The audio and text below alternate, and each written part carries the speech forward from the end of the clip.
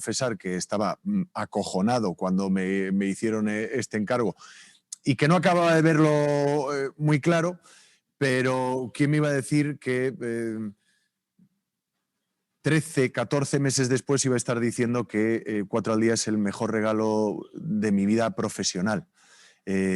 Aquello de lo que me siento más orgulloso de formar parte, con permiso, del programa de Ana Rosa, que sigue siendo mi casa y que será mi casa.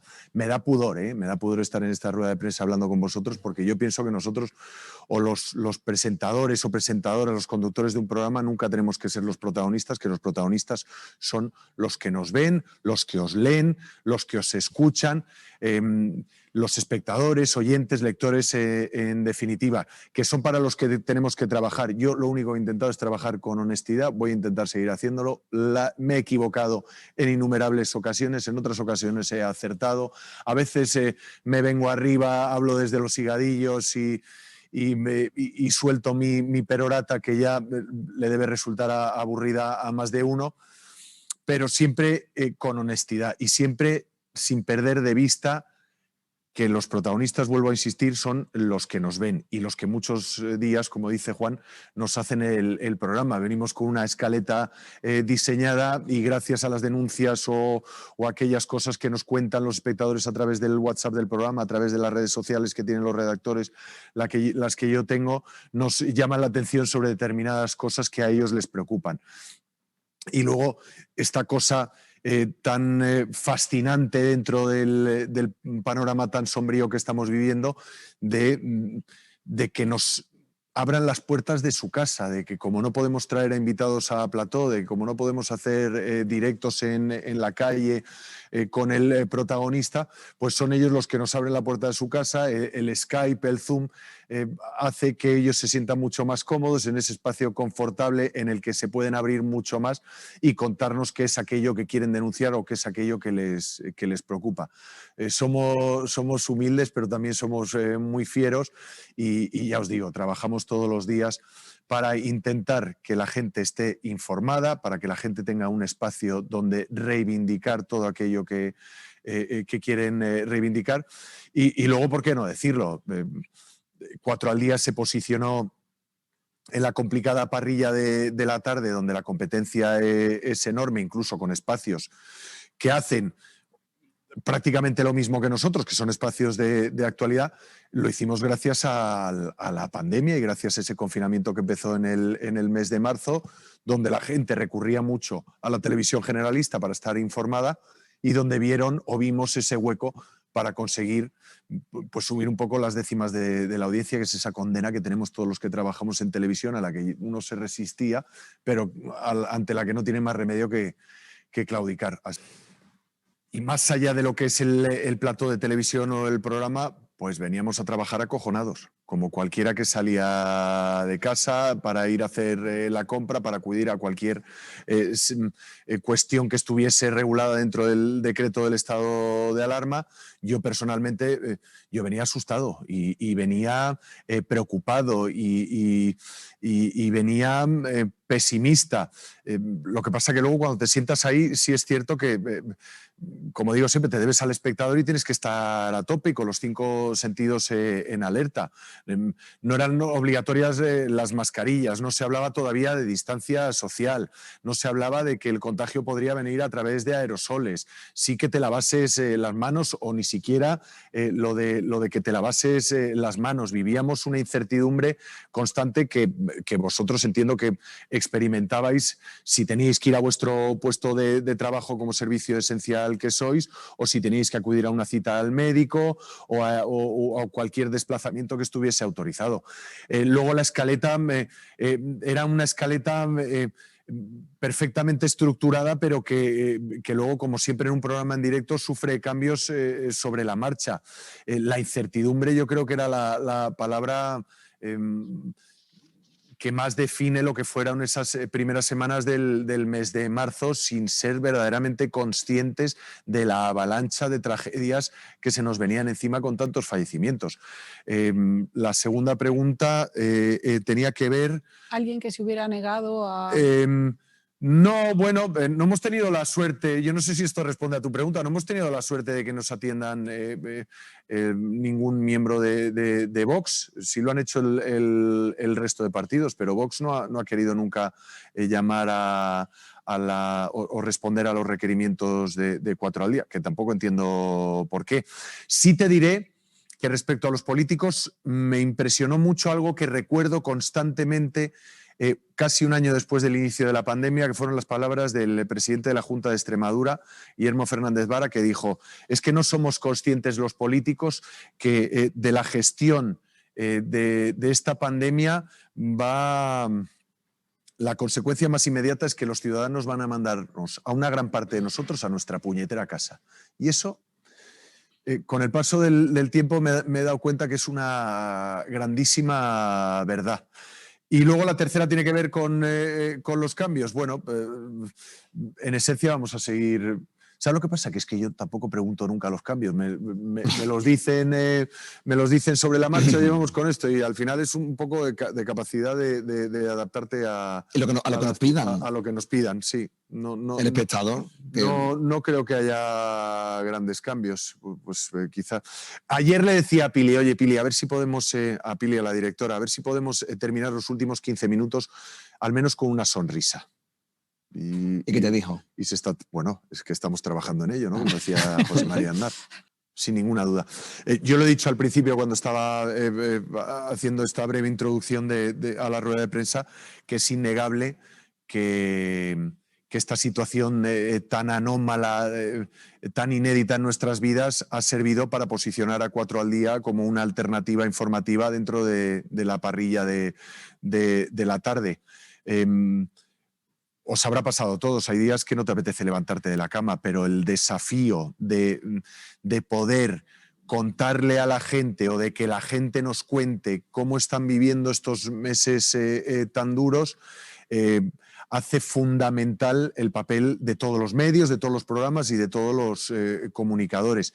No me perdería la oportunidad de estar contando esta tragedia a nivel mundial por nada del mundo, y me siento un privilegiado de poder estar al frente de 4 al día cuando estamos viviendo una situación tan dura, tan inédita y tan terrible, de la que esperamos salir muy pronto, pero que también, oye, saca lo mejor de las personas. Yo siempre digo que la ciudadanía va un paso por delante, nos lo demuestran cada día. La solidaridad de la gente es conmovedora. Pues mira, me arrepiento de haberle dicho al vicepresidente de la Comunidad de Madrid, Ignacio Aguado, que a qué estaban jugando reservándose la segunda dosis de la vacuna.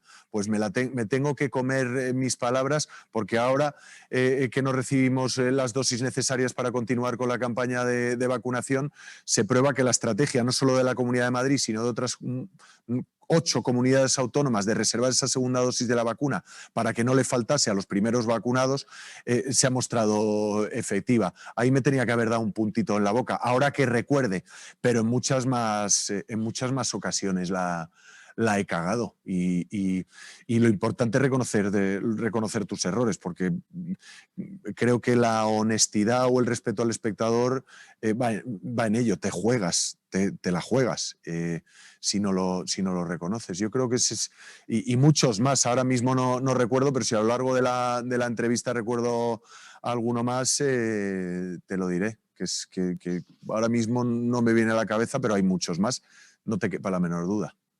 Fíjate, yo le di voz a uno de los principales líderes del negacionismo aquí en España. Intenté, y te lo digo de corazón, intenté que me diese argumentos en base a los cuales sostenía la teoría de que el virus no existía, de que todo esto era un engaño, de que las PCR eran erróneas, de que esto era una pandemia, de que había una especie de contubernio. Bueno, pues todas estas teorías del negacionismo, acercándome desde el punto de vista periodístico, porque no voy a invitar a un señor para no dejar de hablar. Yo le dejé hablar durante 5 largos minutos, donde él lo único que hizo fue atacar a los medios de comunicación, atacarnos en lo personal a nosotros, seguir con con una especie de discurso erróneo, inconexo, a pesar de que yo le decía, yo le pido que nos dé doctor, yo creía que era doctor, luego resultó que no era doctor, que nos dé argumentos. Oye, cuando terminó le despedí con una hasta nunca. Me costó amenazas de muerte en redes sociales, que yo en mi vida había recibido una amenaza de muerte, y créeme que no es muy agradable, me consta que le pasa a otros muchos compañeros de la cadena. Creo que el que ya recibe amenazas de muerte a nivel leyenda es Iker Jiménez, que por cierto fue uno de los primeros que dijo o que aventuró lo que se nos venía encima. Insultos de todo tipo. Entonces llega un momento en el que es que no les hago ni aprecio, no hago ni siquiera un comentario al respecto de esta gente. Prefiero que nos cuente cuál es la realidad. Un sanitario que trabaja en UCI, ya sea un enfermero o un médico, un epidemiólogo, un virólogo, los que están al frente de la campaña de vacunación, los que llevan a cabo las vacunaciones, el que ha recibido la vacuna, el que está en casa en cuarentena esperando que le hagan la PCR, la gente que sufre las consecuencias de este maldito virus. Y la primera pregunta, tampoco te creas que les damos mucha bola, más allá de hacer ver, bueno, pues que hay gente para todo. Que lo vas a sacar adelante. Agradezco de verdad la confianza. De verdad os lo digo, que no las tenía todas conmigo, porque era un reto complicado. Pero insisto, me da pudor personalizarlo, porque no solo estoy yo, está Mónica Sanz en el programa, hay mucha gente a la que veis, colaboradores, reporteros, una redacción de gente joven, pero que es fantástica, chavales que siempre están intentando buscarle un enfoque distinto a la realidad para ir un paso por delante, que es lo que te decía antes Juan. Y a mí me cuesta mucho, es que yo soy muy pudoroso, es que yo creo que nosotros nunca debemos ser los protagonistas. Soy un privilegiado por tener el trabajo que tengo, y con eso me doy con un canto los dientes. Tener trabajo hoy en día, ponerme al frente de un equipo tan fantástico, es que mis expectativas profesionales están más que cubiertas.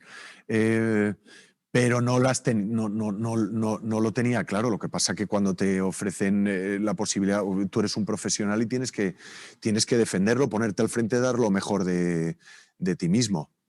Pues con ese objetivo me puse al frente de 4 al día. Me recibieron de maravilla. Yo tengo una forma de trabajar distinta, no me meto demasiado en los contenidos, confío plenamente en la directora, en la subdirectora, en Juan, en todo lo que me proponen, y mi labor es defender todos y cada uno de los contenidos de las entrevistas y de las secciones.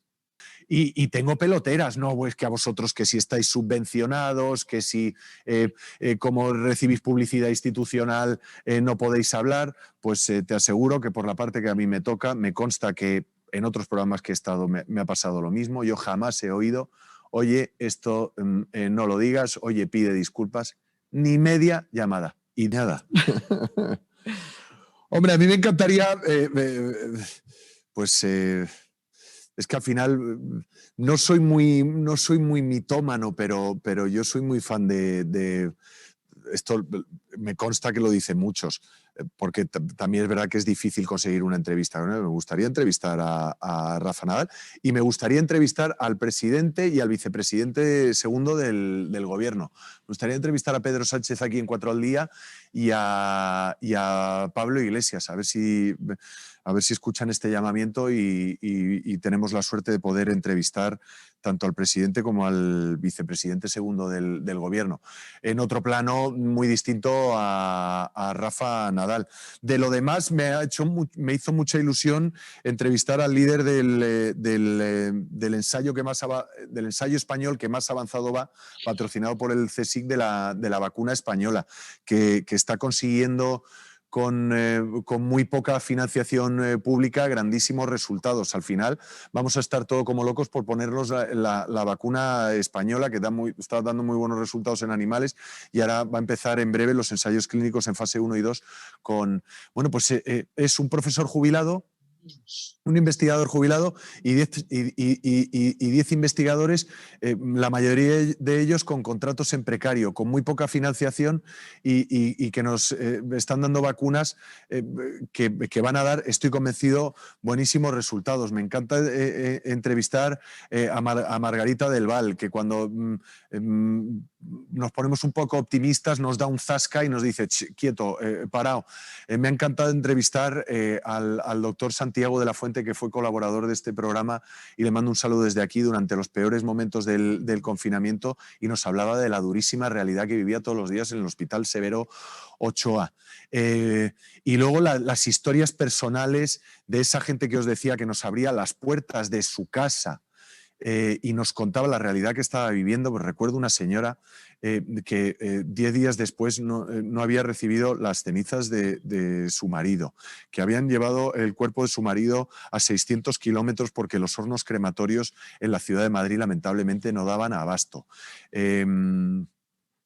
Historias de gente que estaba intentando sobrevivir. Bueno, lo de la gente que no cobraba el ERTE, que fue algo en lo que nos pusimos, y modestamente lo digo y humildemente, en vanguardia, gente que no cobraba el ERTE cuando el gobierno estaba diciendo que apenas eran unos miles los que no cobraban el ERTE en el mes de junio, y resulta que hemos llegado prácticamente a noviembre y diciembre con todavía muchos miles de españoles que no cobraban el ERTE y que tenían que hacer auténticos malabarismos para sobrevivir. La gente que está esperando el ingreso mínimo vital.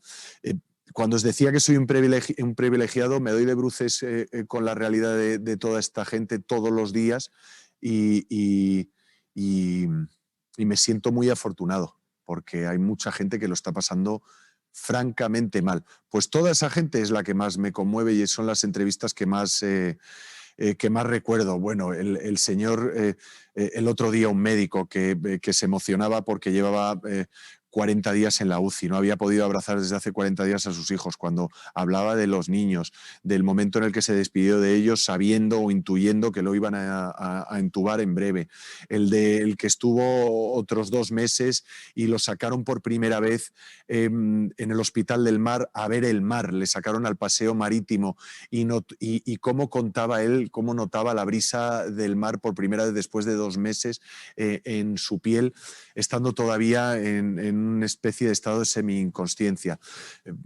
Pues muchos detalles de ese tipo. Los encuentros de familiares. Los encuentros familiares que han sido, maravillosos. Nos enseñan mucho más los espectadores, sí, o a mí, por ejemplo, de lo que yo pretendo contarles, que no enseñarles. Yo pedí humildemente poder quedarme en Ana Rosa. A la primera persona a la que se lo pedí fue Ana Rosa. Oye, Ana, ¿cómo contemplas que yo pueda estar en el club social y pueda seguir tocando esos temas con los que disfruto tanto y que no voy a poder tocar en 4 al día? Le pareció estupendo, era una especie de quid pro quo.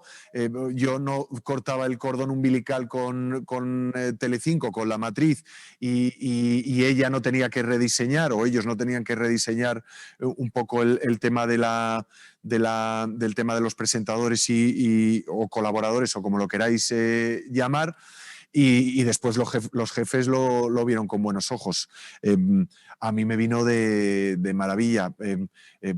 Igual me cuesta el divorcio, porque al final me tiro aquí desde las 11 de la mañana hasta las 9 de la noche y apenas veo a la familia más allá de los fines de semana. Pero también es verdad que yo no veía a mi padre entre semana y tengo un recuerdo imborrable de él, pues porque durante el fin de semana nos dedicaba todo el tiempo que no nos había podido dedicar entre semana. Entonces, los jefes lo vieron bien, Ana Rosa lo vio bien y para mí fue una suerte y una gran fortuna poder quedarme en un programa al que tanto quiero y que tantas cosas buenas me ha dado y que tanto, sobre todo, me ha enseñado. Por cierto, antes decías lo de la apuesta, con respecto a las palabras de Paolo, no me quiero olvidar de dar las gracias a los compañeros de Todo es Mentira, que posicionan la franja de la tarde y tienen ese cometido de llegar a la franja de la tarde, de posicionarla a nivel de audiencia y de permitirnos aprovecharnos a nosotros del arrastre de audiencia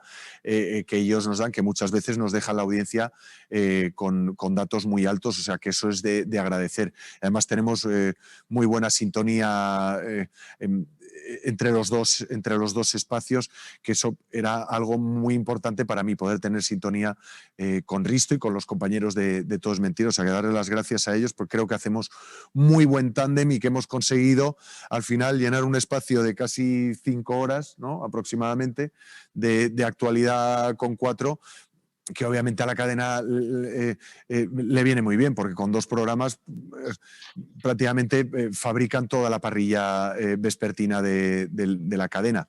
Y a los 2 nos va bien y oye, que, pues por muchos años. Ataúdes saliendo del Palacio de Hielo. Sí, sí teníamos que haber dado imágenes más. Se criticó mucho la portada del Mundo. Yo creo que erróneamente sí. Sí teníamos que haber mostrado imágenes de mayor crudeza dentro de los límites. Pero te confieso que yo dije, no sé si dije, creo que dije en algún momento, creo recordar que era un directo de Alejandro Rodríguez en el Palacio de Hielo, donde salía un coche fúnebre de color blanco y pedí que me cortasen el micrófono y le pedí a Pili, la directora, que el cámara cambiase el plano, porque me parecía que era una cuestión de respeto por la familia de aquella persona, que desconozco obviamente quién era. Pensé antes en la familia de aquella persona, en las familias que están pensando seres queridos, que en lo educativa o no sé si moralizadora que podría ser esa imagen, pero sí creo que nos equivocamos. Creo que deberíamos haber mostrado imágenes más duras dentro de ciertos límites.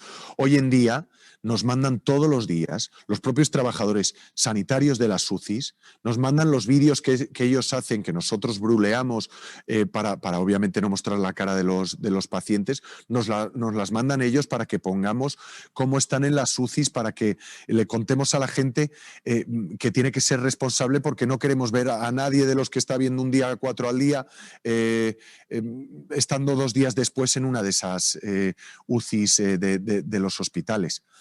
Creo que era más una actitud ante la vida.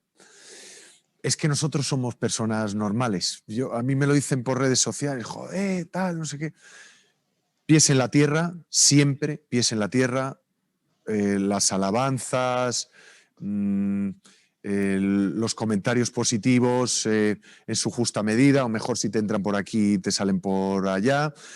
Honestidad, no te olvides nunca que los protagonistas, es un poco lo que os he venido diciendo, todas esas cosas, o me las dijo directamente mi padre. Pensad que mi padre falleció cuando yo tenía... La última conversación que tuve con él, yo tenía 19 años y yo era un niñato bastante estúpido.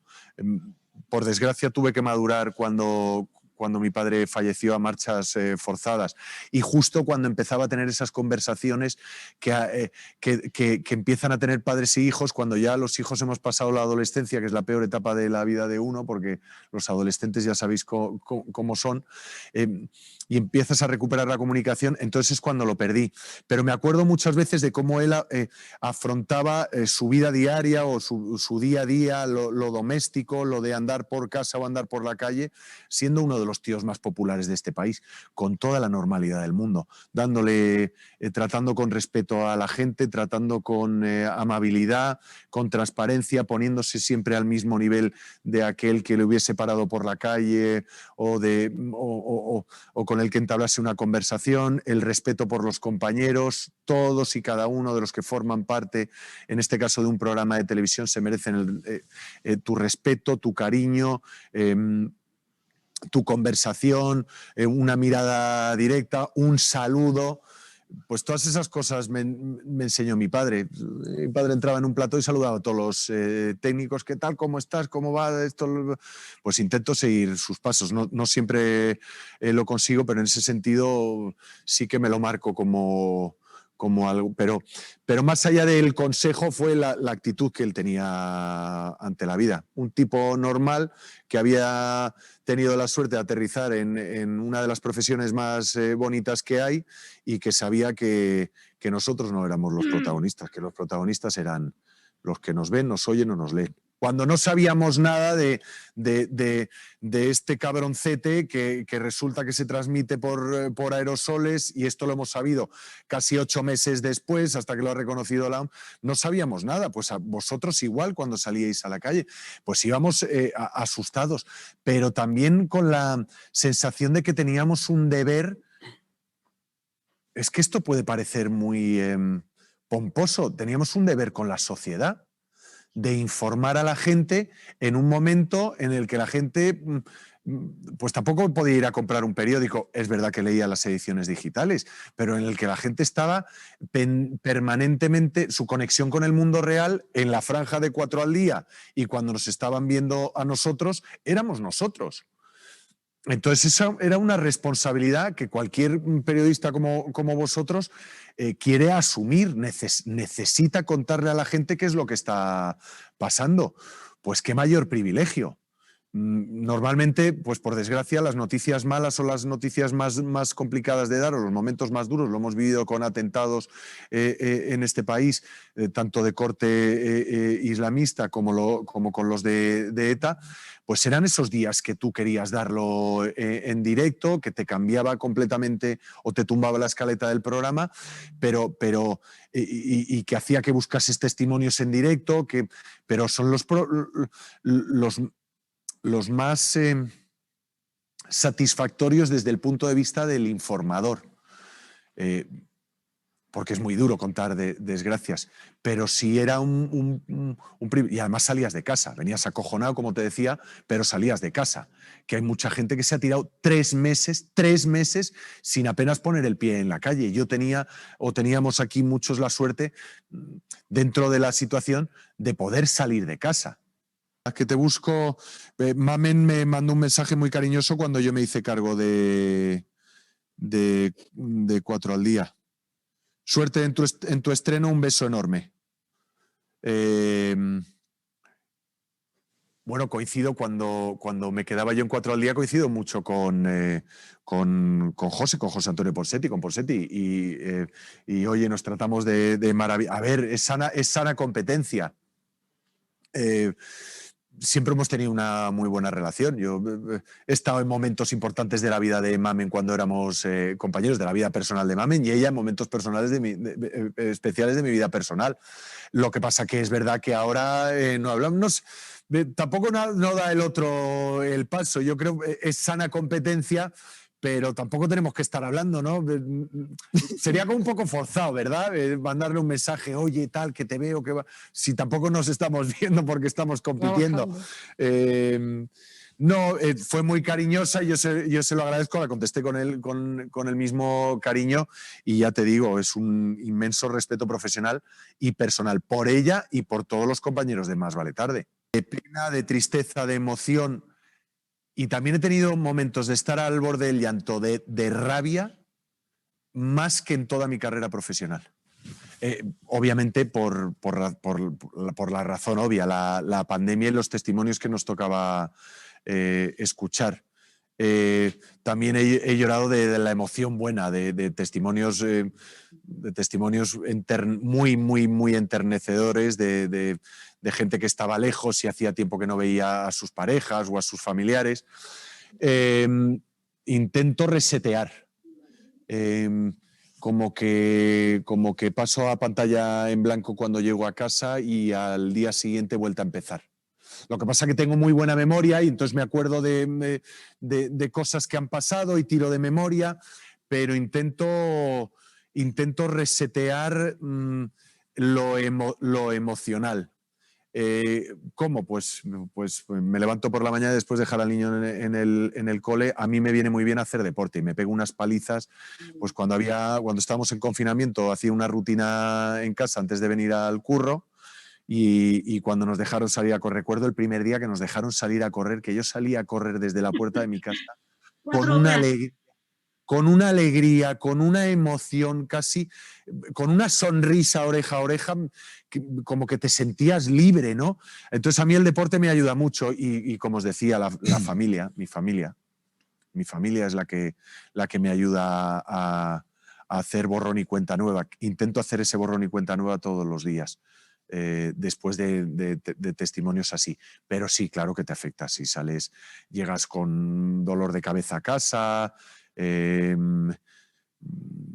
afectado. Por eso os decía, sobre todo durante los 3 meses del confinamiento, colecciono corchos de todas las botellas de vino que he abierto. Una oportunidad profesional y jamás he dicho que no a ningún ofrecimiento profesional.